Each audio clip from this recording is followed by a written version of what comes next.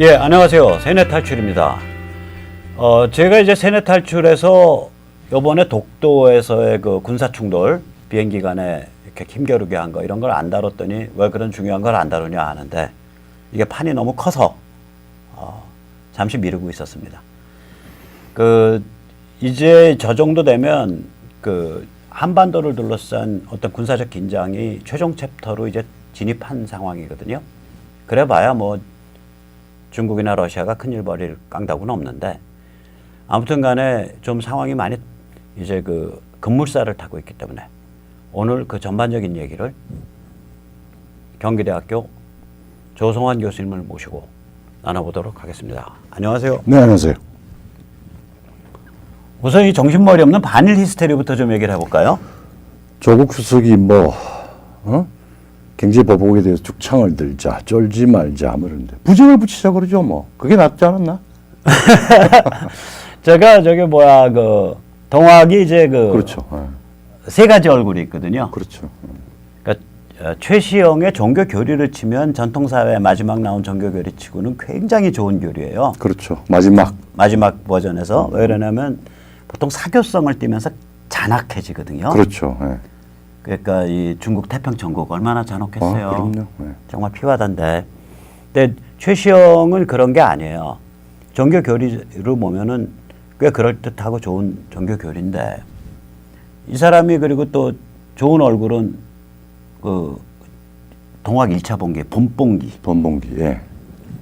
농민반란, 그렇죠. 혹은 왕조교체, 혹은 대원군 옥립, 이거를 노려다본 본봉기를 이 사람이 주저앉혔거든요. 그렇죠. 그것도 좋은 측면이죠. 본봉기는 그렇죠. 이제 김계남, 손아종, 여기 농민반란 왕조교체고, 그렇죠. 대원군 옥립은 전봉준이고, 맞아요. 그걸 주저앉혔단 말이죠. 그건 좋은 점인데, 이제 가을봉기 들어가면서 이제 일본 제국주의가 조선 왕실을 딱 장악을 하니까, 보국 안민을 내걸고서 그렇죠. 가을에 봉기를 하죠. 예. 그때 이제 농민들한테 죽장 들게 하고 궁궁을을 부적을 붙이면, 부적을 붙이면 기관총알이 피해간다. 그렇죠. 그랬단 말이에요. 그러니까 나는 조국 수석이 이왕이면 죽장까지 얘기하셨으니까 궁궁을을 부적 장사도 좀 하셨으면 좋겠어. 근데 뭐 어떻게 결과나 26,000여 명이 사실은 사살당했잖아요.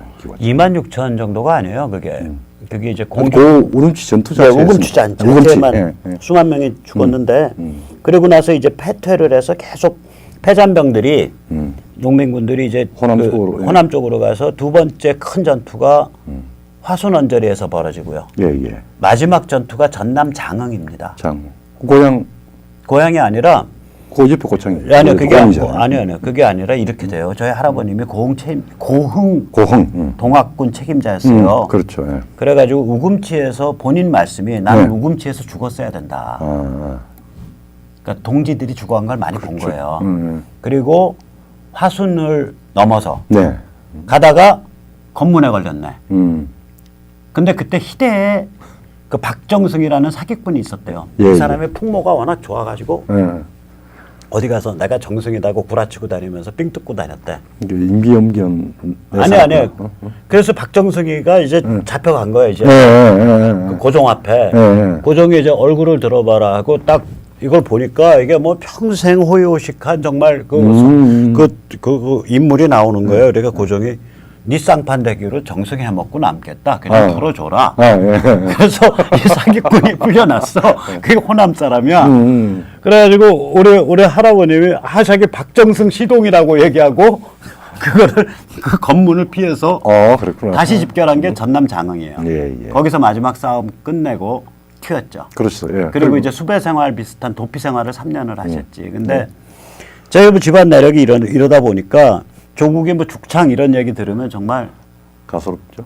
가소롭만 구역질이 나죠. 너 그 비극적인 궁궁을 부적이 뭔지는 알고 그러냐. 그래 말이에요. 그 게틀링 기관포 앞에서 수없이 죽어나갔는데 그냥 뭐 보국 안민만 뭐 대충 외웠겠죠. 그러니까 그 구호를 하면은 그러잖아요. 제가 동학 얘기 조금 더 할까? 애국과 이적을 나눴잖아요. 동학 얘기 조금 더 할게요. 이게 그래가지고 그 당시에 참여했던 동학군들이 현대 문명의 무지하게 쇼크를 받아요. 이게 궁궁을을 부적으로 해결이 안 되는구나. 그래가지고 호남 기독교의 뿌리가 동학의 패배에 있습니다. 저희 할아버님 같은 경우도 아 이게 현대 문명은 궁궁어른이나 무슨 동경대전 이런 거 갖고 해결이 안 되네. 맞아요. 그래서 그 벌교에 있는 무만교회, 굉장히 오래된 교회, 예, 해문안보다 오래됐을 거예요. 무만교회에 다니시기 시작을 했고 장로가 됐고 그분이 그래서 그 이게 최시영 본인도 예. 그 동학 저는 동학 난이라 그래요. 집에서 난이라고 불렀으니까 예, 그 어른들이 난이라고 했어요. 동학난 끝나고 나서 3년을 도망을 다니는데 예, 예. 남한강 예, 소계에서 예.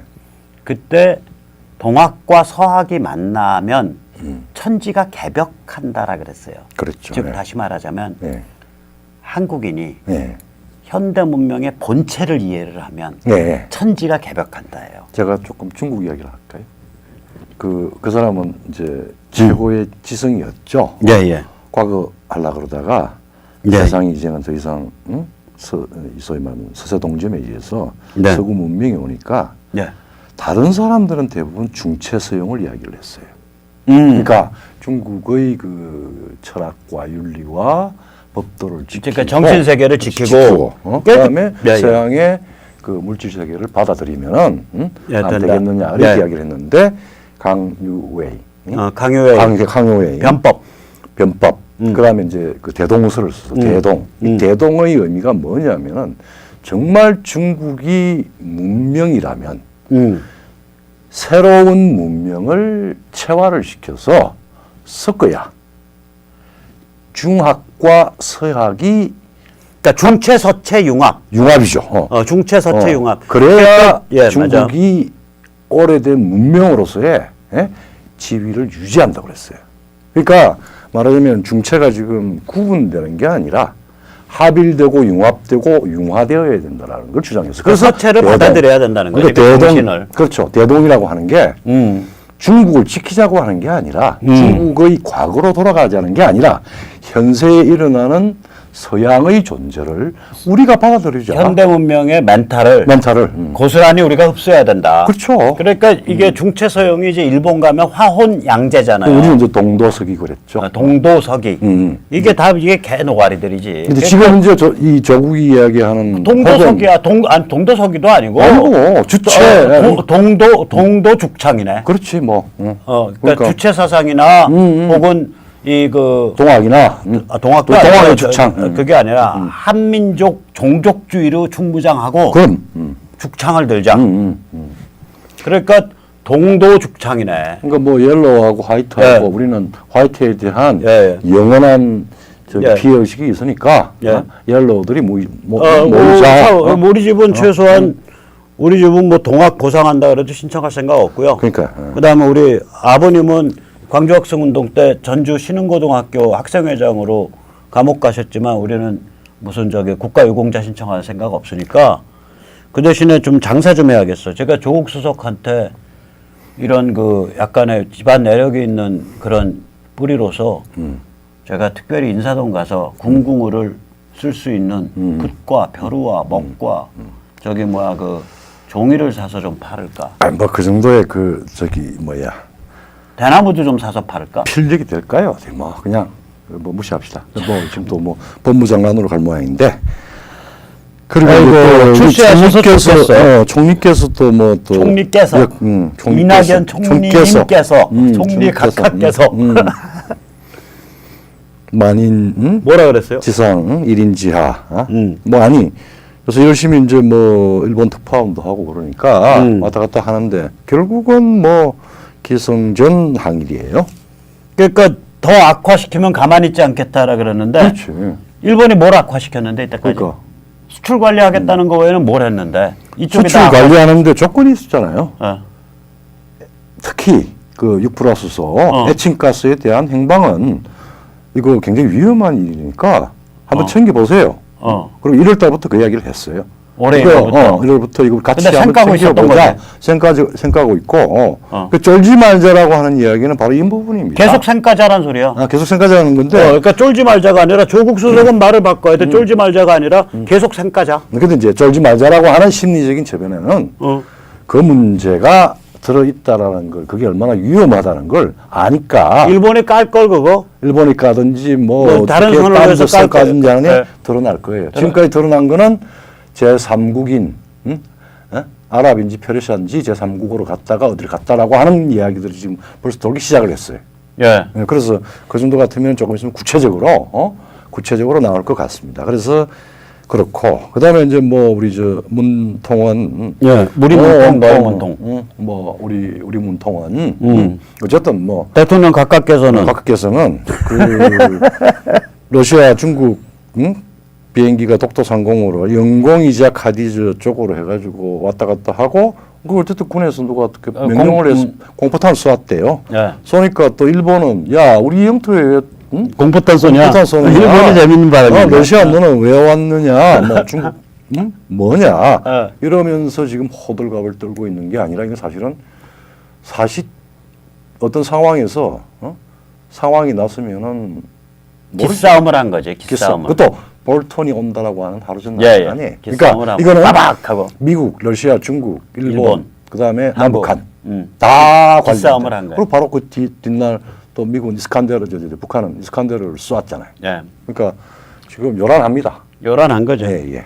근데 해본들 그러니까 이제 이런 상황인데 아니 난 나경원 진짜 어저께도 내 세뇌탈출에서 말씀드렸는데 볼턴이 와서 문재인 일파를 투명인간 취급 딱 해버리고 나경원부터 그러니까 한국당부터 먼저 만난 거는 뜻이 야 니들이 반일 히스테리 그런 거 하지 말고 좀 무게중심 좀 잡아라 이 소리 그렇죠. 아니야? 그럼 뭐 그럼 화답이 나가야 되는데 어제 말씀하셨잖아요. 그 제가 화답이 무슨 구한말 열강 각축이 다시 벌어져서 통탄의 눈물을 흘립니다. 아니 지금 나경원의 로망은 그러면 저기 뭐야 이완용이 되는 건가? 그러니까 아무리 눈치가 없어도 그런 외교 어전다하고 한국의 소위 제도권 야당에 대해서 정신 차리면은 밀어주겠다. 그러면은 지금 볼턴과 말하면 세계 지금 전략의 가장 중요한 기획자인 볼턴과 우리 야당이 만났잖아요.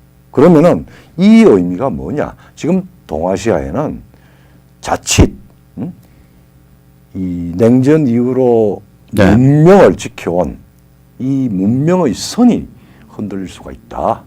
너희 잘 지켜달라. 너희 중심 좀 잡아라. 이 소리 있으니 그래서 말인데. 이 심각한 사태에 대해서 볼턴과 우리 자유한국당은 우려를 표시하고 그리고 현재를 잘 진단하고 미래를 준비하는 여러 가지 유익한 일본과의 관계도 냉철하게 진실에 따라서 판단을 해야 된다. 감정에 휘둘리면 안 된다. 뭐 이 정도 화답이 나와야 되는데 느닷없이 구한말 열강각축 아니 지금 똑같은 열강끼리 싸우는 거냐고 이게.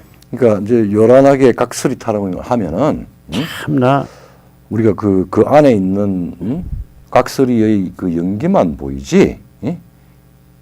이 전체적인 그게 안 보이잖아요. 관객은 누가 각설이 타령을 하고 누가 외줄 타령을 하고 누가 깽가리를 하고 그때 그 반응에 따라서 대한민국의 언론이나 관심이나 신문은 행위자 움직이는 사람들에만 자꾸 포커싱을 가요. 근데 구도를 보면은 이게 지금 간단한 문제가 아니고 다시 한번 우리가 이야기를 해야 되겠지만은 이게 트럼프가 이야기하기도 하고 우리도 지금 몇 번 이야기를 했지만은 지금 동북아는 이 지금까지 잘 구조화된 혹은 아니면 타락한 문명을 다시 재정비하는 시기입니다. 그리고 우리가 최전선에 있어요. 예, 그러니까 지금 그런 상황인데 저 반일 히스테리에 시다발이를 하거나 문재인 손바닥 위에서 깨춤을 추고 있는 조중동이나 황교안이는 뭐냐고. 그러니까 저 반지의 제왕 보면은 그 싸움을 할 때 대회전을 할 때 마지막 그 별동대가 있고 본진이 있잖아요. 그 왜 반지 제왕을 그 반지를 이제 그 모르도로 화산에 던지는 거, 그 프로도가 하는 건 별동대고. 별동대고. 그다음에 저쪽에서 이제 진짜 군사 가지고 군사 대 군사로 싸우는 건 본진이죠. 그러니까 본전이 딱 뒤에서 이제 딱 그걸 하고 있죠. 근데 별동대는 결국 본진은 물리력을 물리력이요, 뜻하고요. 예. 물리력 실제 세력을 아니, 뜻하는 본진이 물리력이고 그러니까 세력을 뜻하는 거고 별동대는 정신을 뜻하는 그렇죠. 거거든요. 예. 상징. 정신. 그게 문명이란 말이에요. 근데 우리는 지금 뭐 별동대도 약하고 본진도 약해. 다행히 이제 미국이 좀 별동대 본진 다 강하니까 그 이제 동북아시아 정세 변화에 맞춰가지고 우리가 뭔가 좀 강화시켜서 가야죠. 근데 이게 보면 좀 나는 전선 타령 같아. 그러니까 이게 한 90년대부터 그 우리가 한 30년을 참 정신없이 타락한 상태로 살았습니다. 문명의 전선으로부터 타령한 거예요. 그러니까 우리가 지금 6.25 이후에 6.25 전쟁 이후에 반공이라고 하는 의식이 그게 반공이 단순히 공산주의에 대한 적자적인 반공이 아니에요. 아니 그러니까 세계에서 문명의 편에 서겠다는 우리의 의식이 만들어지기 시작을 했고 일단 조금 다르게 봐. 좀 다르게 봐요. 네. 잡아주기로 오니까 네. 본능적으로 반공을 한 어쨌든 거예요. anyway. 그 반공을 거치고 나서 이게 일정한 그 철학과 관점으로 승화가 돼야 승화가 되는데 됐죠. 본능적 반공에서 머물러 버리니까 머물렀어. 시간이 지나고 나니까 퇴화돼 버리고 그동안 우린 잘 살게 되니까 그냥 헬렐레 하게 된 거예요. 그렇죠. 타락이죠. 타락이야. 그러니까 이게 그 일종의 타락이 이제 시작된 거는 김영삼 그 밑에 이제 확실히 그 타락의 어떤 그 독소를 뿌린 사람이 한완상, 김정남 등등 그때 뭐 자칭 민주화 제야라고 하는 사람들이 제도권으로 올라와서 그래서 사실은 김영삼 체제라고 안 부르고 김영삼의 영, 한한상의 완, 김정남의 정. 그래서 김정남이 그때 교무수석이고 네. 한한상이 총리 아니에요. 네. 그래서 영완정 체제예요. 김영삼은 그 앞에 있는 아바타야 그냥 뒤에서 흔드는 건 따로 있다고. 아마 문재인도 그럴 거야. 지금도 비슷하죠. 근데 이제 지금 잘못 말하면 이제 나 또 고라파지니까 아무튼 뭐 그런 예. 어쨌거나 이때부터 완전히 해체되고 대한민국이 친중 친북으로 기울어요. 오늘 좀 우리 좀 90년 정말 초부터. 아주 정말 핵심적인 이야기를 하나 합시다. 그때부터 대한민국이라고 하는 정치체가 이 말하자면 문명의 전선에서 탈령을 꿈꾸고 시도를 했어요. 시작을 하고 지금 그 탈령이 거의 완결 단계에 와 있습니다. 그 문명의 전선이란 말을 네. 처음에 쓴 사람이 누군 줄 아세요? 누구세요? 트럼프. 한국에 대고 Line of Civilization이라 그랬거든. 한국의 6.25 전쟁이 문명의 전선을 지켜낸 전쟁이다 그랬어요. 그러니까. 그때 라인은 프론트 라인이거든. 그렇죠. 그러니까 문명의 전선이라는 키워드는 트럼프 진영이 만든 거야. 며칠 전에 이번 달 7월 4일 날 7월 4일 날 며칠 전에 한 물론 그 전에 이제 한국에 와서 연설할 때 소위 말하자면은 자유와 압정, 자유와 노예의 전선이라고 이야기를 했는데 그것보다 훨씬 더 높이 성화시켜서 아주 큰 국면으로 문명의 전선이라고 이야기를 한 거죠. 그리고 그 시점이 중국하고 6.25 때 트루만이 중국하고 한국전을 치열하게 할 때 그 말하자면은 그 자리에서 그날 7월 4일 날 그러니까 내셔널 메모리얼 거기서 연설을 한 이후로 68년 만에 처음 그 자리에 그 이야기는 너 탈령은 용서하지 않을 거라는 이야기죠. 거꾸로 말하면 너희는 좋든 싫든 문명의 최전선이야. 한국인에 대해서 그 얘기를 하는 거예요. 그렇지. 너 소재지 다 알고 있으니까. 더 이상 움직이지 마. 족보가 너는 그렇게 문명의 최전선으로 운명 지어졌어요. 그러니까 전선 타령을 한 거거든요. 30년 동안 한국인이. 문명의 전선으로부터 타령을 한 거라고 이거는. 전선 타령은 이건 뭐냐? 운명 도피예요. 그렇죠. 운명이 도피죠. 자기의 운명으로부터 도피를 한 거야. 그러니까 지금 특히 보세요. 이 전선 중에서 우리가 1960년대 박정희 정권이 처음에 케네디로부터 인정을 못 받았잖아요. 그런데 미국 가서 여러 가지 있다가 그 사실은 박정희 대통령이 상당한 수모를 겪으면서 결론이 난 거는 미국이 일본하고 외교 정상화를 하라. 그래서 묶어서 말하는 문명의 전선을 지켜라. 그러면은 지원하겠다. 이래 돼서 그때부터 한국은 근대 국가로서의 내용을 채워나간 겁니다. 소위 산업화.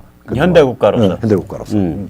그래서 저는 왜 근대란 말을 잘 안 쓰냐면 일본 애들이 근대와 현대를 구분을 하죠. 구분한다. 네. 영어나 서양어에는 다 모던이에요. 네, 모던이에요. 맞아요. 일본은 자기들이 무슨 현대에 진입하기 수 있는 어떤 시초를 갖고 있었다라는 뜻에서 근대란 용어를 만들었어. 맞습니다. 모더니티하고 예.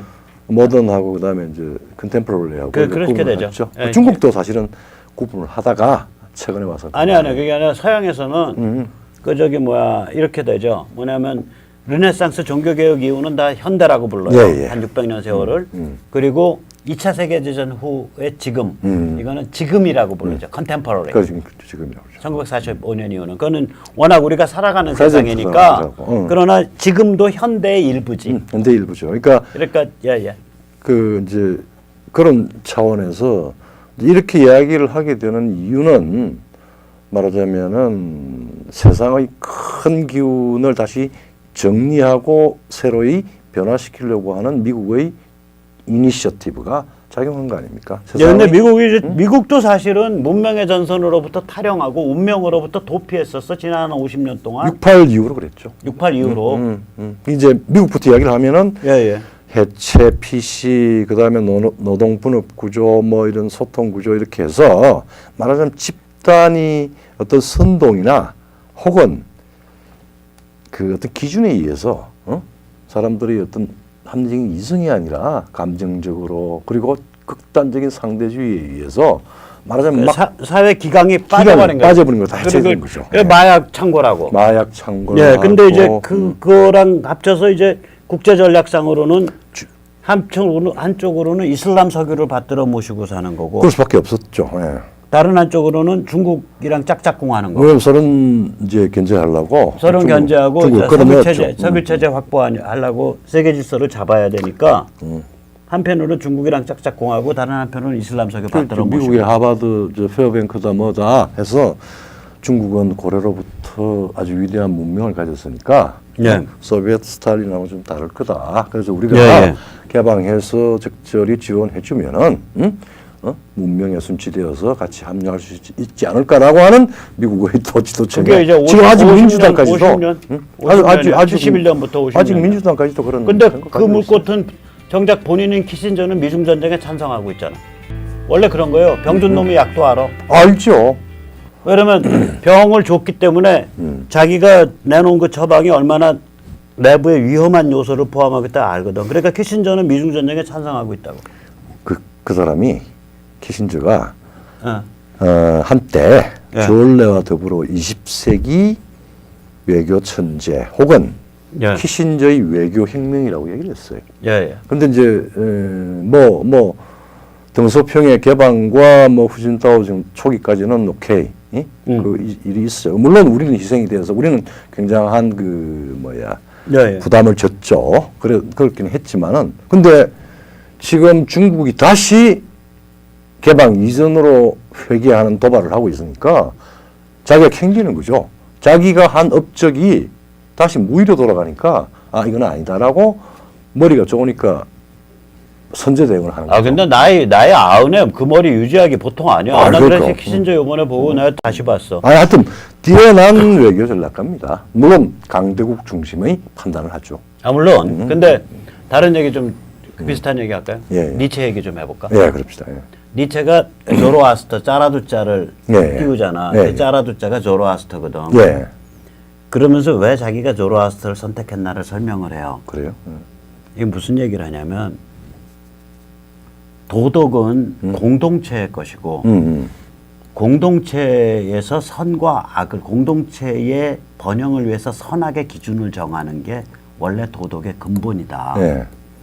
이거를 끌어다가 선과 악이라는 기준을 종교에다 끌어댄 첫 번째 인물이 짜라두짜다.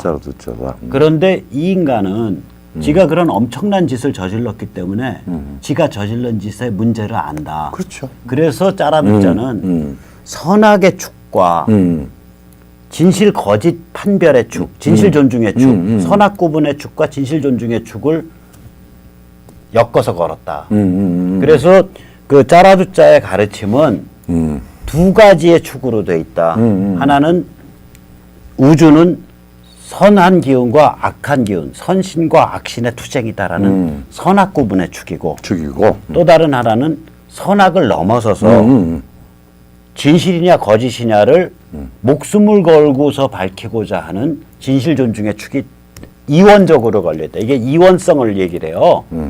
근데 참 보고 있으면 니체를 좋아하든 싫어하든 상관없지. 보고 있으면 이 사람 정말 통찰력 있다. 그럼요. 그러니까 내가 딱 그 얘기야. 병 준 놈이 약 준다 그 얘기를 한다고. 그러니까요. 니체가 그 말이에요. 그러니까 내가 요새 키신저를 보면서 저 인간도 병 준 놈이 약 주네. 그 생각이 들더라니까. 그러니까 이제 특히 진실 존중의 문제는 현대 사회와 나오면서 이 현대 사회는 개인을 존재하면서 엄청난 집단적인 조직으로 움직이잖아요. 그게 이제 그러니까 거꾸로 이상한 집단화가 이상한 집단화가 그러니까 됐죠. 피바다를 향한 집단화로 확 쏠릴 그래서 20세기에 왜 그전에는 종교적으로 근본주의가 있었죠. 근데 이제 정치적 종교지. 자코벤, 공산주의, 모택동주의, 김일성주의, 나치즘. 이렇게 이게 정치적 종교예요. 정치적 종교가. 그러니까 정치 종교라고. 폴리티컬 릴리전. 뭐 아니면 세속 종교라고 얘기를 하기도 하고. 아니, 정치 종교라고. 정치 종교라고. 시큐라 릴리전이 아니고 정치 종교. 네, 그러니까 이 집단이. 그러니까 잠깐만요. 핵심은 뭐냐면 이 모순주의들이 핵심이 뭐냐면 피바다, 그게 계급투쟁의 피바다든 민족해방의 피바다든 민족 지배의 피바다든 피바다를 통해서 인간을 구원하는 국가를 만들 수 있다라는 거라고. 그렇죠. 그래서 구원이 들어가 있기 때문에 종교성을 가지는 그렇죠. 거예요. 예. 그러면은 이제 개인은 진실을 존중할 수가 없습니다. 겁이 나서 못하고, 그 다음에 세뇌되면은 자기 정신이 망상에 찌들어 버리고, 그런 전체주의가 그리고 그렇게 되죠. 자기 행동의 그 다음에 가장 중요한 실존에 중요한 선악의 구분까지 없어져 버려요. 그럼요. 선악도 없어지고 뭐 그러니까 이게 현대 문명화에 일종의 악마성 내지는 파괴성이 내장돼 있는 거예요. 그러니까 우리 루시퍼가 얼마나 뷰티풀해요. 루시퍼, 벨자부비 내장돼 있다고 현대 문명 안에. 루시퍼가 세련되고 아름답고. 저는 아주 유혹적이고. 개인의 원죄는 모르겠는데 현대 문명의 원죄설은 믿어. 그래서 오늘 우리가 현대 문명의 그 원죄적 측면이 있다니까요. 근데 이제 얘가 인간 구원을 위해 피바다를 통한 인간을 구원하는 국가라는 그 사람 홀리는 거는 최소한 자유민주주의 세계에서는 다 깨진 지가 그게 한 60년대 되면 그렇죠, 깨져요. 그런 국가는 못 만든다를 알아. 그러니까 이 악마성이 세련되게 확 바꾸는 거예요. 해체로. 해체로 바꾸는데 이슬람 석유도 받들어 모셔서 거기엔 선악이 없어져. 중국이랑 짝짝꿍 해야 돼. 그래서 거기도 선악이 없어져. 옳고 그름도 없어져. 그러니까 왜 극성을 이루는 거야. 왜 68이라고 그러면은 우리 영화사를 보입시다. 우리 어릴 때 배너 그다음에 코어바디스 이런 종교성 있는 거. 그다음에 자이언트라든지 아주 거대한 서사, 선악, 그다음에 개인의 어떤 선택, 또 물론 영웅적인 부분이 많지만 난 자이언트에서는 저기 석유 뽑아서 그 양아치 깡패 같은 놈이 돈 버는 데서 내가 제임스 띵한테 반했다는 거 아니야? 그러니까 어쨌든 그런 종교성, 세속성이라고 그러더라도 뭔가 이 아이디얼 타입이 있고 이런 것들이 됐는데 나중에 뒤에 이제 베트남전 이후에 68 이후로 돌아가면 70년대, 80년대로 가면서부터 아주 작은 에피소드의 극단적인 아주 환상적인 해체적인 그런 것들로 중심을 가고 이제 최근에 지금 우리 한국의 모든 이제 영화가 이념적인 거대한 백그라운드를 가지고 있으면서 사람들을 의식을 타락시키고 침해하고 하는 걸 가지고 있으면서 하는 행동은 굉장히 일상적이고 하는 걸 통해서 그걸 지극히 세련돼 있지. 지극히 세련돼 있죠. 기생충. 기생충. 아니 오죽 영화를 갖다가 희한하게 만들면 깐느에서 상 받냐고. 난 깐느에서 상 받는 영화는 완전히 정신병자 영화라고 생각하거든. 근데 기생충은 그런 의도로 충분히 우리가 이 해부를 할 수가 있는데 결과적으로는 아마 지금 우리 문 86 네. 들한테 상당한 안 좋은 의미를 던진다는 또 그게 있을 수가 있어요. 그러니까 아니 뭐냐면 그 주체 사상이나 평양 떠받드는 애들하고 그건 해체파하고는 좀 조금 다른데 달라요. 우리나라는 그게 짬뽕이 돼 짬뽕이 있어요. 돼 있어요. 맞아요. 그래서 해체파 애들이 아니 예를 들어 동성애 그 단체 하는 애들이 통진당이랑 같이 놀잖아. 그렇죠. 통진당이 동성애 단체랑 놀고. 그러니까 우리나라는 왜 그러면 이게 사회를 해체해서 부셔버린다. 기본 룰을 그건 똑같거든. 그렇죠. 근데 이제 이런 한국의 개돼지 현상이 결국 한국인의 개돼지 현상이 미국을 비롯한 현대 문명 타락의 부분 집합이에요. 부분 집합이에요. 그러니까 우리 혼자의 책임은 아니야. 미국에서 배워온 게 해체인데 그렇죠. 거기에다가 미국이 글로벌하게 이슬람 석유 받들어 모시고 친중뽕을 글로벌하게 뿌린 게 미국인데. 그렇죠. 거기 친중뽕 맞고 거기다 잘 살게 됐으니까 이왕 친중뽕까지 맞았는데 6.25의 메인 상대방이 중국이고 그 다음에 북한이잖아요. 중국이랑도 친중뽕 맞는데 북한이랑 친북뽕 왜 못 맞냐 이거지. 뭐 미국 그러니까 해체뽕, 친중뽕, 친북뽕 그러니까 이 해골 속에 곤죽이 되고 영혼은 썩어 문드러진 게 이제 30년 된 거예요. 그렇죠, 맞습니다. 그리고 그러니까 이제 집권까지 해서 정말 권력을 가지고 힘을 가지고 문명의 프론트 라인을 지금 넘어가려고 하는 여러 가지 시도들이 존재하고 그게 이제 뭐 일본이나 미국이나 봐서는 너무나 위험스러운 걸로 지금 진단을 그 하는 세상 거죠. 기운이 바뀐 거죠. 네. 뭐 일단 이슬람 석유 이제 더 안 받들어 모시고 사니까 아니 세상에 이란을 저렇게 지원하는데 WTI 석유가 저기 뭐 웨스턴 텍사스 중진류가 얼마 저기 50몇 달러에 지금 뭐 지금 이란 폐기 전보다 떨어졌어요. 그러니까 러시아는 왜 개기냐면 석유값 올려줘 이거야. PNG 올려줘. 아니 석유값. 지금 석유값은 러시아는요 변동비 해결하고 조금 남을 정 활동해요. 조금 더 올리라는 얘기구나. 그거 개기는 거예요 러시아는 내가 보기에는. 그리고 이제 중국은 제압 들어갔고. 제압 들어갔고. 그 다음에 노동이나 분업이나 소통은 계속해서 고급화되고 있어서 개인 정신이 이제 고급져지고 있고. 그러니까 보수혁명이 일어날 수밖에 없죠. 그래서 그렇죠. 미국이 문명의 전선으로 복귀한 거예요. 복귀한 거죠. 미국이 현대 문명을 이끌어간다는 그 리더십의 자리로 복귀한 거야. 그러니까 미국이 탈영에서부터 복귀한 거예요. 그럼 이제 우리도 같이 복귀하면 돼요. 자, 첫째, 그럼 이제 트럼프 현상이라고 하는 게 미국의 문명적 복귀에 운명적 복귀죠. 복귀. 그다음에 두 번째로 중국을 제압을 하고 그다음에 홍콩하고 중국의 도발에 거의 최전선에서 도발자 청부업을 하고 있는 북한의 핵 미사일 도발. 그다음에 홍콩의 요번에 그거는 두 가지는 그러니까 이거 북한과 홍콩이 이제 핫스팟이 된 거예요. 핫스팟이죠. 예, 그게 핫스팟이에요. 그런데 그러니까 미중 전쟁이 이렇게 되면 끝까지 가는 거거든. 이거 문명 전쟁이나 그렇죠. 소리거든. 그러면은 이 문명 전쟁의 핵심 안고가 어디냐, 핫스팟이 어디냐 이거지. 실체성이 있고 규모가 큰 건 북한이고. 그 다음에 정신과 상진 깊은 침으로 딱 심장까지 이르는 그 가느다란 침은 홍콩이거든. 홍콩이죠. 그러니까 홍콩은 지금 근데 트랙에 올라섰잖아요. 지난 일요일 날 그 유혈 사태로. 그렇죠. 저 홍콩 사람 입장에서 적색 보면 테러를 했죠. 적색 테러, 지하철 적색 테러. 그러니까 홍콩 사람 입장에서 보면 이 자식들이 우리를 중국 저 개돼지 인문을 만들라고 쇠파이프로 때려 이거거든. 그렇죠. 저거 심상치 않아요. 그럼 홍콩은 트랙에 올라섰어요. 홍콩은 근데 그 계속 침이 길게 뻗어나가는 그런 타입이고 북한은 화타의 침이 들어가네. 북한은 이제 딱 접수 평정되면 이거는 중국 자유화의 물꼬를 확 수문을 열어버리는 거거든. 그렇죠. 이건.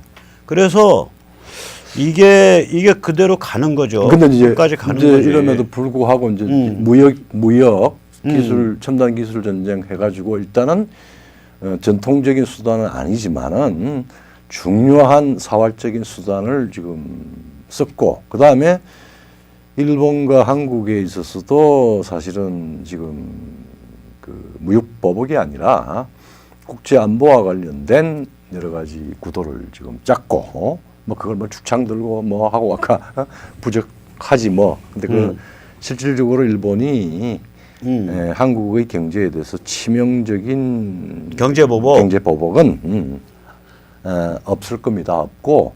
그럼 저랑 같은 편이에요? 통제된 상당히 이제 그 엄격한 관리, 수출 관리. 수출 관리를 할 거고. 그러니까 경제 보복이 있다 없다. 없다로 배팅이야. 그러니까 충격적 경제 보복은 없다. 저도 맞아요. 그리고 시간을 두고 관리, 이 감시 관리하면서 제인아 너 안 다시 되겠다. 내가 정상화. 직접 관리해 줄게. 그럼 그거죠. 그러니까 그거는 이미 뭐 미국이 저희 북한 비핵화나 이런 문제에 대해서 이미 직접 관리에 들어갔고, 그다음에 경제적으로 지금 제일 중요한 게 뭐 이런 이야기를 하면 좀 그렇지만은 롯데하고 삼성은 사실은 이 문 86의 여러 가지 요소로부터 사실은 독립됐습니다. 이제는 국제 기준에 맞춰서 일본하고 협의해서 하나하나 하면 됩니다. 뭐 중국에서 뺄 건 빼고, 요번에 지금 뭐 저기 삼성은 그렇게 하나하나 움직이고 있잖아요. 저 보면 이거예요. 이제 경제 보복이 있다 없다. 근데 없고 상당히 선별적이고 지능적인 수출 관리가 있을 거다. 그렇죠. 그래서 전략물자 못 넘어가게 하고 문재인 개망신 주게 하고 그 다음에 저 문제 징용 판결 문제는 국제 무대로 끌고 가서 문재인 개 박살 낼 거다. 경제 보복을 통해서가 그렇죠. 아니라 네. 국제 사회에서 쟤들이 얼마나 그럼. 흉악한 애들이고 얼마나 철없는 애들인가를 폭로하는 그런 방식으로 나갈 거다. 이제 그렇게 되는데 그러니까 이게 항일 뭐 죽창 뭐 이야기하고 뭐 그다음에 뭐 중대한 결심을 한다 뭐 하는데 누가 과연 친일인가?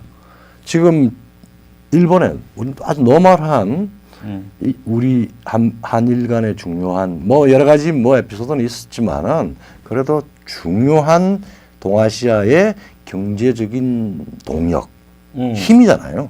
중국이 저렇게 큰 데는 사실은 미국의 원천 기술, 일본의 제조 능력, 그다음에 그 노하우, 그것을 우리가 또 말하자면 흡수, 그다음에 중국 경제의 가이드, 이 구도 쪽에서 왔는데 지금 저 문제를 관리를 해야 될 게 그 경제, 첨단 기술 경제가 평양이든 어디든 간에 전체주의 도발자에 흘러 들어갔을 수 있는 위험한 사태에 대해서 문제를 제기한 거예요. 그래서 이번에 우리가 주목해야 될 게 이게 지금 일본 조치가 미국이랑 튜닝돼서 나오는 조치거든요. 그러니까 지난번에 우리 이야기했죠. 절대로 그 일본 언론이 떠드는 소리를 믿어서는 안 돼요. 일본 언론도 한국 언론이랑 비슷해가지고 여기 냄비를 확 끓는다. 얘들은 그렇죠. 끓는 그 방향이 어디냐면 애국주의, 부국강병을 향해서 끓어요. 그런데 이 한국에 깬작깬작해서 일본인들 그 심사를 많이 상해 나와가지고 일본 지금 언론 분위기는 뭐냐면 이참에 수도꼭지 잠가서 한국 경제를 아작을 내놓자라는 언론에서는 그 분위기예요. 근데 그거를 읽고서 일본이 진짜 경제 보복하나 보다라고 계산하면 바보야. 그렇죠. 바보죠. 왜냐면 이건 빅게임에서 미국이 주도하고 있는 중국 압박의 빅게임, 북한 압박의 빅게임의 한 그 구성 요소이기 때문에 이 빅게임에서 못 벗어난다고. 그런데 그렇죠. 이번에 제가 정말 미국이 이렇게 문명의 리더로서 현대 문명의 리더로서 전선 복귀를 한 거 아니에요. 네. 현대 문명을 이끌어간다는 자기 운명을 회복한 거거든. 그렇죠. 전선 복귀, 운명 회복을 했단 말이야 미국이. 그러니까 일본이 원래 자민당이 친북 아니요. 이게 아주 눈치꾼이고 친북 사실은. 노선이고 한반도 분단 좋아하고. 그렇죠. 그런데 요번에 줄을 쓴 거예요. 아베 지금 이 조치는. 그러니까 저는 솔직히 말하면 요새 일본 조치 보면서 박수를 쳐줘. 이제 니들 좀 철들었다. 이게 이제 니들 철들었다. 언제 이런 세계적 게임에서 일본이 이 정도까지 협조한 적이 어딨냐고. 그러니까 지금 내가 조금 저 우리 저 이영훈 교수가 아주 좋은 책을 썼죠. 종족민족주의하고 하는데. 반일 종족주의. 근데 이제 그게 한 가지 이제 이론적으로 제가 조금 더 보탠다면은 내가 뭐 논문도 몇 개 있어요. 그 중국은 그러니까 그러니까 한중일 간에는 말하자면은 소위 말하면 고급으로 이야기하면 기억의 정치를 가지고 위에서 정치를 해요.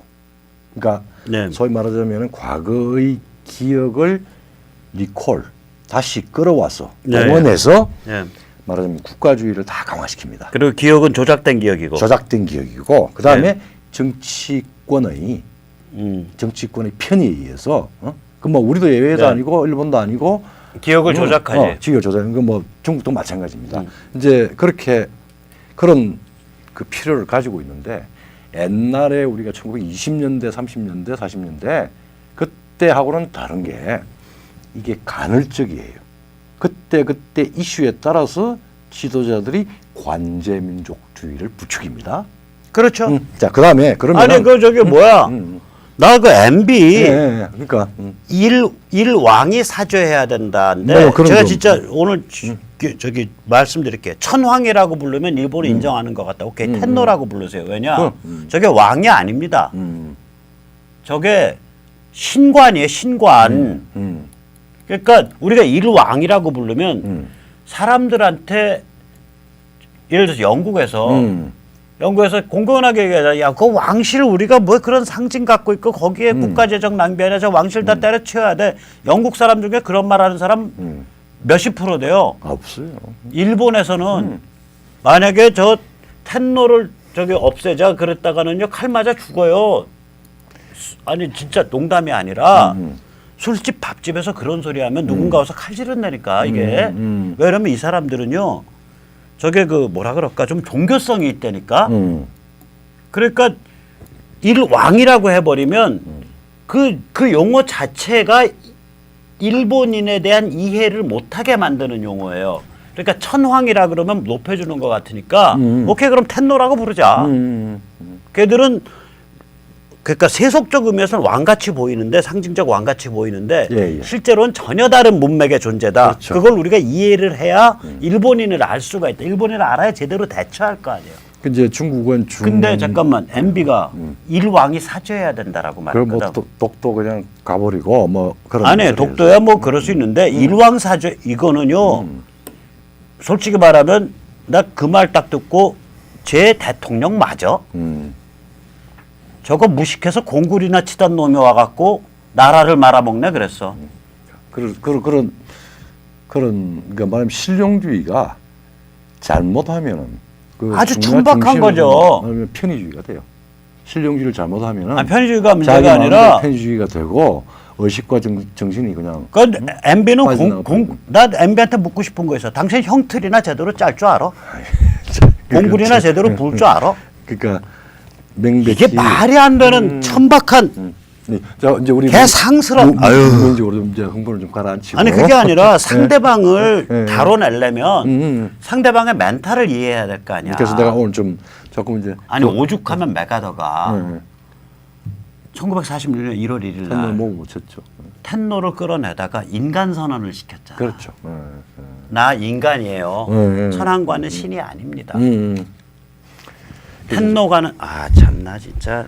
그러니까 이게 참 한국의 그 정신의 상스러움과 개돼지성은요 이루 말할 수가 없어요. 그래서 이제 그 메커니즘을 조금은 이제 학술적으로 좀 정리할 필요가 있는 게 그렇게 해서 동아시아 3국은 과거의 경험 때문에 기억의 정치를 계속 조작된 기억의 정치. 그러니까 기억 조작의 정치. 그러니까 저 기억의 정치를 불러내서 정치적 편의에 의해서 조작을 합니다. 기억 조작의 정치죠. 기억 조작을 하죠.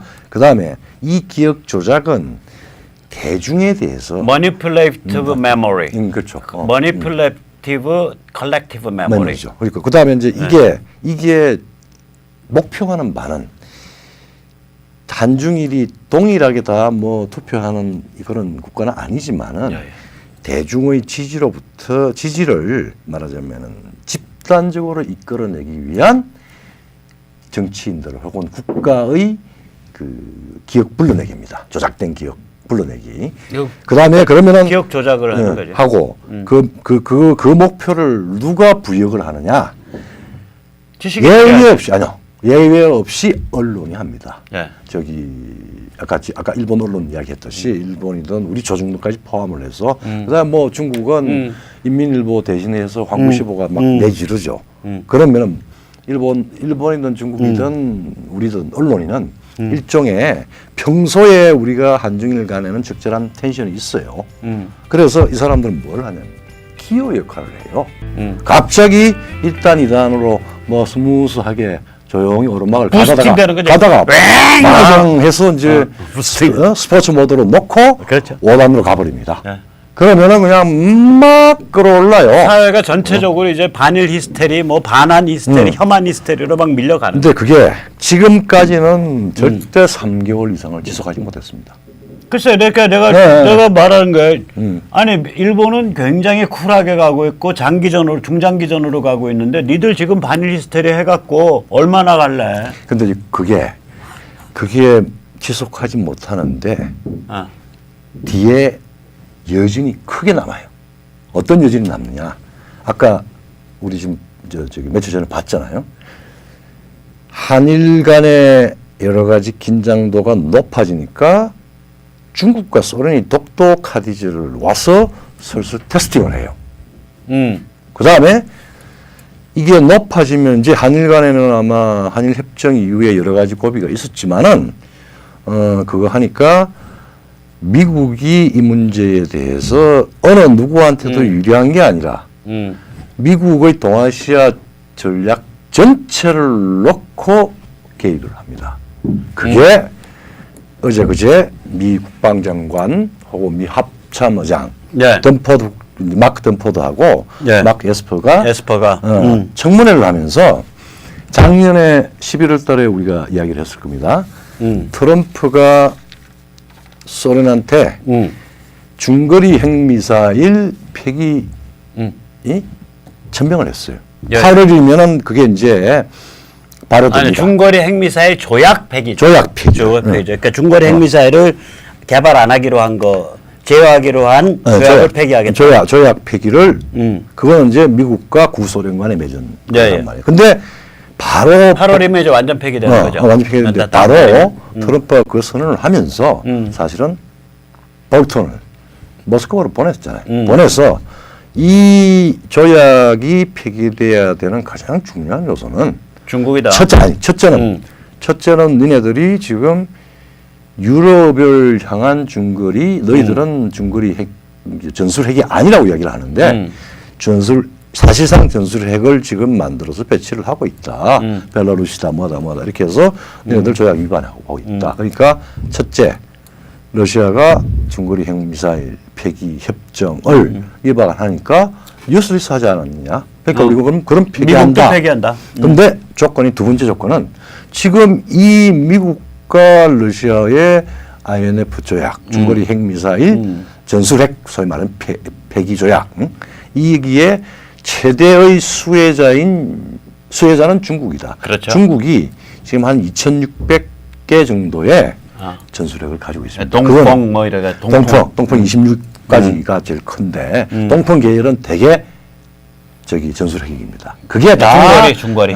다 지금 평양의 스커트 미사일 혹은 노동으로 변신이 돼 있습니다. 네. 그리고 이런 상황에서 볼턴이 푸틴한테 한 말은 중국을 끌어넣을 경우 중거리 핵미사일 폐기를 중국까지 포함시켜서 재개정하자. 그 이야기를 했단 말이에요. 예, 예. 조건부예요. 네. 이제 발효는 8월 달에 한다. 네. 돼 있는데 그 발효되면 이제 미국이 이제 중거리 핵미사일 개발에 본격 착수하게 될 텐데 그러려면 의회를 통과해야 돼요. 그러니까 이제 의회를 통과해야 되는데 미국은 일단 핵무기 개발하려면 의회 결정. 행정부로서는 이미 사실은 미국은 그 육상에서 말하자면 지대공 혹은 지대지 미사일 부분은 상당한 부분은 다 지대공은 없고 지대지 공대지하고 공대지 그러니까 지대지 그다음에 함대지 잠대지 이렇게 되는 거죠. 그다음에 지금 최근에 아주 강력하게 한 거는 우리 박주필께서 몇 번 소개를 했지만은 공대지. 그게 B61 계열의 예. 말하자면은 전술핵이거든요. B61 11까지가 너무나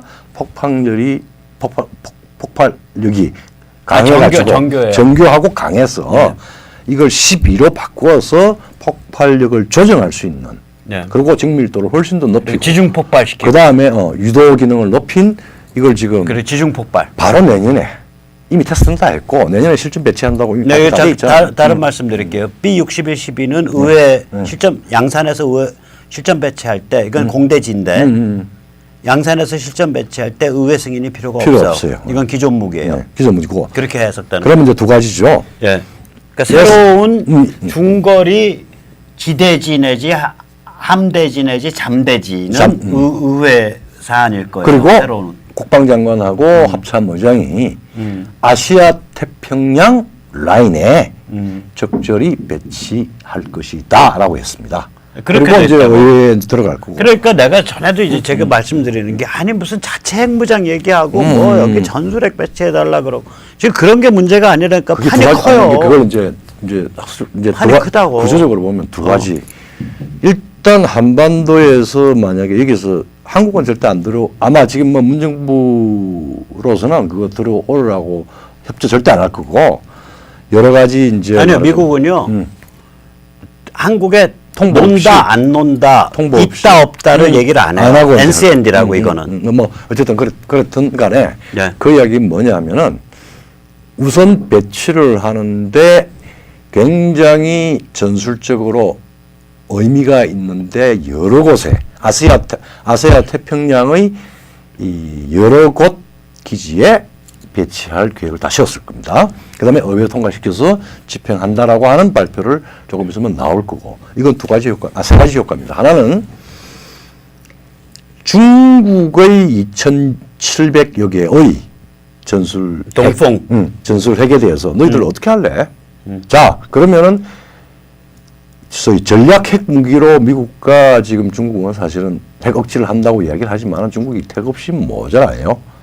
일단 전략핵 그러니까 뭐냐 ICBM이나 SLBM에서 중국이 게임이 안 되죠. 정밀도나 그래서 미국으로 봐서는 중국하고 전략핵에 대해서는 뭐 문제 삼을 필요가 없고 전술핵은 일본, 대한민국, 대만, 그다음에 괌 기지, 필리핀까지 포함을 해서 중국의 전술핵에 엄청난 취약성을 노정하고 있어요 지금. 그렇죠. 그러니까 중국에 대해서 INF에 들어와. 그래서 폐기해. 라고 하는 사인을 간접적으로 하는 겁니다. 첫째. 예. 이제 그럼 잘 안 할 거니까 이제는 할 거예요. 그럼 두 번째는 그 한반도 비핵화든 뭐든 간에 저런 한반도에서 일어나는 남북한의 문제 때문에 일본의 군사대국화 혹은 일본의 핵무장 요구가 계속 일본 언론이든 뭐든 정부든 올라갈 겁니다. 이번에 아베 선거도 개헌선 여부가 어떠냐 이게 관심사였잖아요. 네, 그러니까 슈퍼 머저리티 못 갔지. 개헌선은 유지를 못했죠. 그러니까 미국은 절대 이거 용인 안 해요. 그래서 전술 핵을 배치함으로써 여전히 핵우산 안에 일본을 두죠. 그렇죠. 일본과 한국, 대한민국을 핵우산 안에 일본, 대한민국 그러니까 문명의 최전선인 한국, 일본, 그 다음에 대만, 그 다음에 그러니까 타이완, 타이완 그리고 그거예요. 필리핀. 왜냐하면 지금 남사 자유의 항행 지금 이제 필리핀은 자체의 힘보다도 미국에 이제 제대로 된 기지 제공하고 그걸 왜냐하면 기지 제공하면 어떤 경우에는 호주까지도 배치할 수 있다라고 얘기를 해요. 그렇게 되죠. 이제 그렇게 되면은 말하자면은 이제 중국이 가장 어려운 상태에 돌입합니다. 중국을 딱 조여놓고 이거지. 야, 우리가 ICBM이나 SLBM에서는 너희가 뭐 우리를 넘나들지 못해. 근데 INF가 우리가 본격화할 거거든 중거리가. 그러면 너희 어떻게 할래 그때? 전술에 그건 우리가 압도적이지. 그거는. 그러니까 세 가지 핵무기의 세 가지 형태에서 중국을 다 무릎을 꿇려버리겠다는 거라고. 그렇죠. 지금 족탈불고 무역, 첨단 기술, 5G. 네. 그 다음에 전술핵. 예. 그러니까 기본적으로 문명의 전쟁은 끝까지 간다. 중국과의 문명의 전쟁. 네. 이게 이제 말하면 가장 큰 뒷배 아닙니까? 예, 예. 그다음에 두 번째, 한미동맹 문86 정권이든 어떤 상황이든 뭐 죽창 들고 뭐 일본하고 싸우고 뭐 그걸 간접적으로 반미로 가든 어쨌든 간에 절대 한미동맹 안 놓는다. 까불지 마. 네. 핵우산 다 해준다. 그럼 세 번째, 일본 핵우산 해줄 테니까 쓸데없이 비핵화 한국 예. 문정권의 애칭가스다 뭐다 이런 이유를 들어서 핵무장 하겠다라고 하는 이야기 하지 마. 그러니까 일본을 제어하는 거죠. 제어하는 거죠. 그러니까 세 가지 문정권에 효과를- 문제 제기하고 스마트하게 문정권을 까는 건 좋은데, 좋은데 이걸 가지고 이걸 이용해서 도를 돈을 넘으려면 안 돼. 리미트가 있어. 네, 리미트 그거죠. 그리고 이제 마지막 이 결과는 이 판정이 나는 거는 말하자면 문명 전쟁의 가장 중요한 요충지가 북한 핵입니다. 저걸 어떻게 북의 접수 평정이지. 접수 평정이죠. 네, 그리고 그거예요. 이게 지금 이제 그냥 안고야. 예, 안고요. 그러니까 그거 해버리면 중국 자유화의 물꼬가 뭐 수문이 팍 열려. 다 열리고 열리는 그 다음에 이제 그 우리가 말하자면은 문명 그러니까 트럼프가 주도한 문명의 회복, 예. 그 다음에 문명의 확산. 이게 잠깐만 이제 아까 얘기돼서 그 전술핵 중에 예, 이제 예. B61, 12를 여러 번 말씀드렸지만 한 번만 더 말씀드릴게요. 예예. 이게 제가 기억이 맞는지 모르는데 300톤에서 5만 톤 사이의 폭발력을 다이얼로 조절하게 돼 있고 너덧 단계로. 예. 그런데 얘가 이게 비행기에서 떨어뜨리는 애인데 얘가 반경 30m 안에 들어가서 땅 속에 들어가서 터져요. 예, 예, 지중 폭발을 해요. 예. 근데 지중 폭발을 하게 되면 파괴력이 한 20배 정도 늘어요. 그게 무슨 얘기냐? 얘를 만약에 5만 톤에 세팅을 해놓고 5만인가 3만인가 5만이라고 예를 들어서 해서 얘가 5만에 세팅해서 5만으로 들어가서 땅에서 터져버리면 네.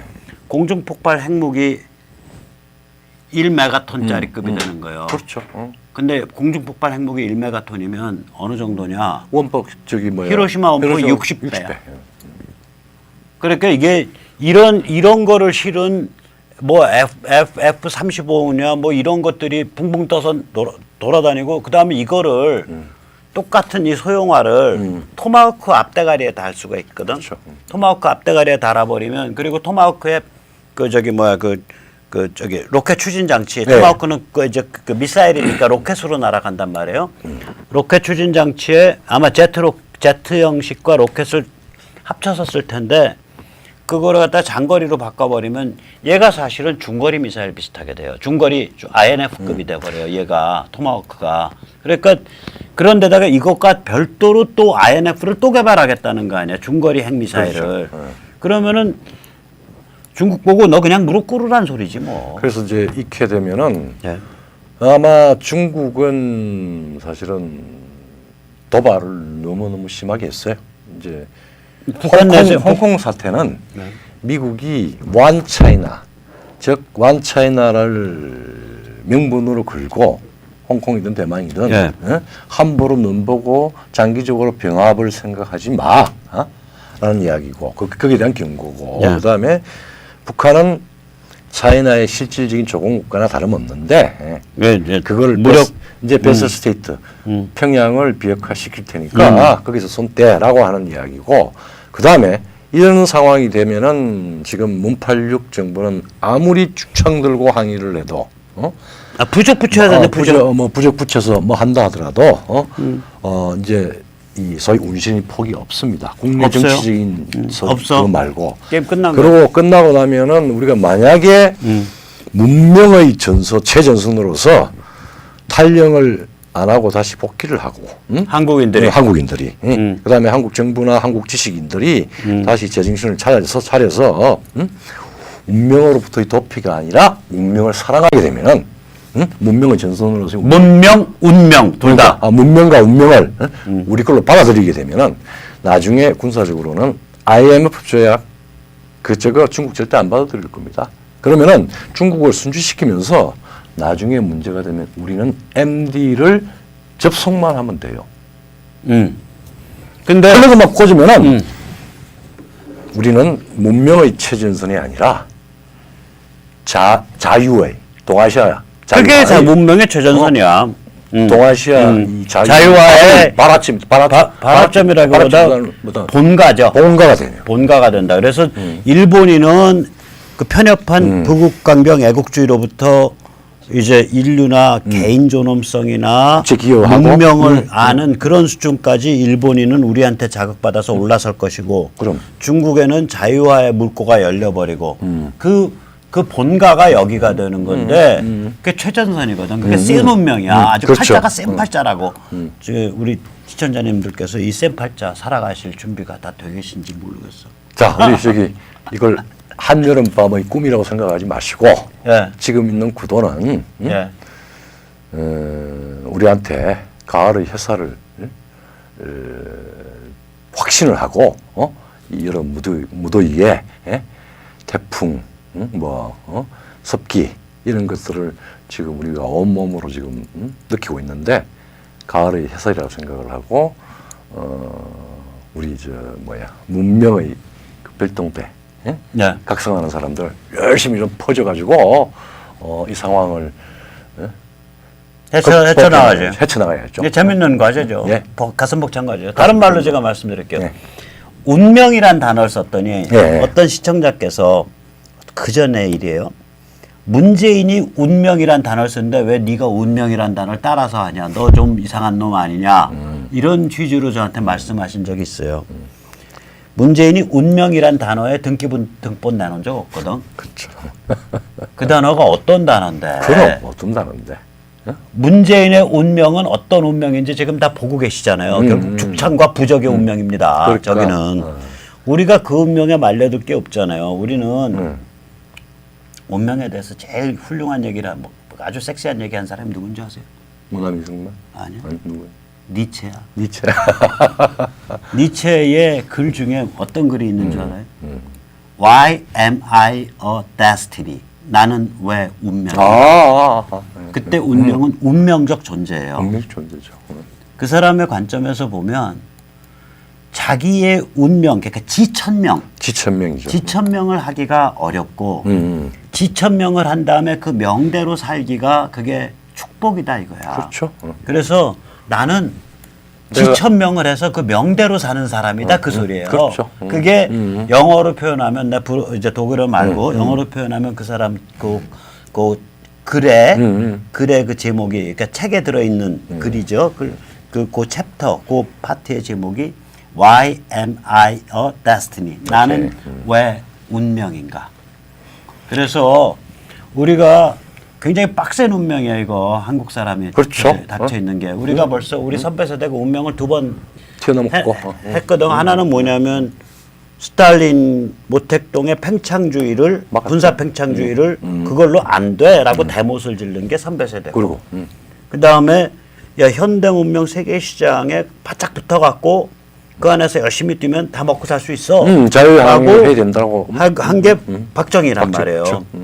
그래서 그 두 개가 다 세계사적 그 역할을 해낸 운명이었어요. 그렇죠.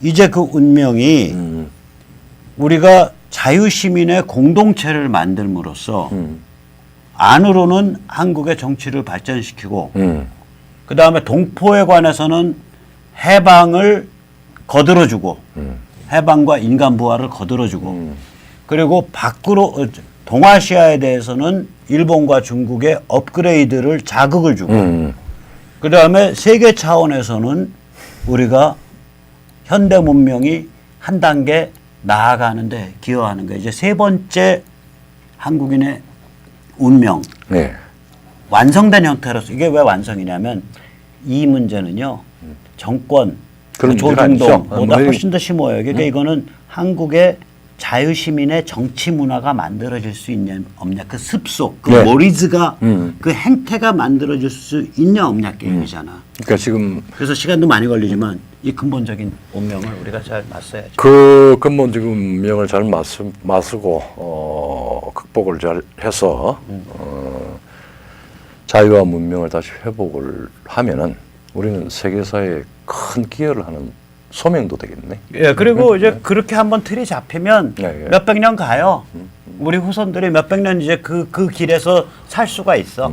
한번 해보시죠. 뭐 이건 인생에 뭐 이 정도 빅 프로젝트가 어디 있어? 그렇 맞습니다. 예. 자, 다 축복을 느끼면서 한번 해보시죠. 예, 그럼 오늘 네. 여기까지 모실까요? 예, 다 같이 노력합시다. 예.